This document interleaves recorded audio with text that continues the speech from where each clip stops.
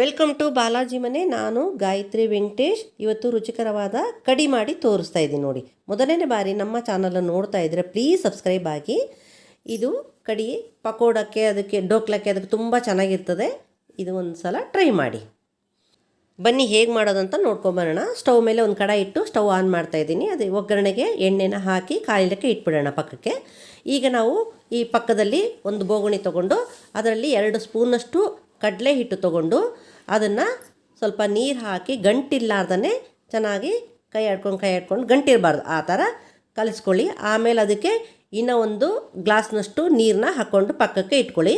ಈಗ ಎಣ್ಣೆ ಕಾದಿದೆ, ಅದಕ್ಕೆ ಸಾಸಿವೆನ ಹಾಕಿ ಚಟಪಟ ಅಂದ್ಕೊಳ್ಳೇನೆ ಅದಕ್ಕೆ ಕರಿಬೇವು, ಹಸಿಮೆಣಸಿನಕಾಯಿ ಮತ್ತು ಇಂಗು, ಅರಶಿನ ಪುಡಿ ಎಲ್ಲದು ಹಾಕಿ ಆಮೇಲೆ ನಾವು ಕಲಸಿಟ್ಕೊಂಡಿದ್ದು ಹಿಟ್ಟು ಅದನ್ನು ಅದರಲ್ಲಿ ಹಾಕಿ ಚೆನ್ನಾಗಿ ಕೈ ಆಡ್ಕೊಳ್ಳಿ ಒಂದ್ಸಲ.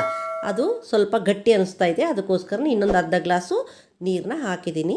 ರುಚಿಗೆ ತಕ್ಕಷ್ಟು ಉಪ್ಪು ಮತ್ತು ಅದೊಂದು ಸ್ವಲ್ಪ ಕೈ ಆಡ್ಕೊಂಡು ಕುದಿಲಕ್ಕೆ ಬಿಟ್ಟು ಆಮೇಲೆ ಅದರಲ್ಲಿ ಸ್ವಲ್ಪ ಸಕ್ಕರೆ, ಕೊತ್ತಂಬರಿ ಎಲ್ಲದನ್ನು ಹಾಕಿ ಒಂದು ಸಲ ಕುದಿಸ್ಕೊಂಬಿಡಿ.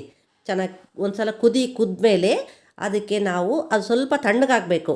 ಸ್ವಲ್ಪ ತಣ್ಣಗಾದಮೇಲೆ ಅದಕ್ಕೆ ಸ್ವಲ್ಪ ನಿಂಬೆಹಣ್ಣನ್ನು ಹಿಂಡ್ಕೊಂಡ್ರೆ ರುಚಿಕರವಾದ ಕಡಿ ರೆಡಿ. ಈ ವಿಡಿಯೋ ಇಷ್ಟವಾದಲ್ಲಿ ಲೈಕ್ ಮಾಡಿ, ಶೇರ್ ಮಾಡಿ. ಹೆಚ್ಚಿನ ವಿಡಿಯೋಗಳಿಗಾಗಿ ನಮ್ಮ ಚಾನಲನ್ನು ಸಬ್ಸ್ಕ್ರೈಬ್ ಆಗಿ.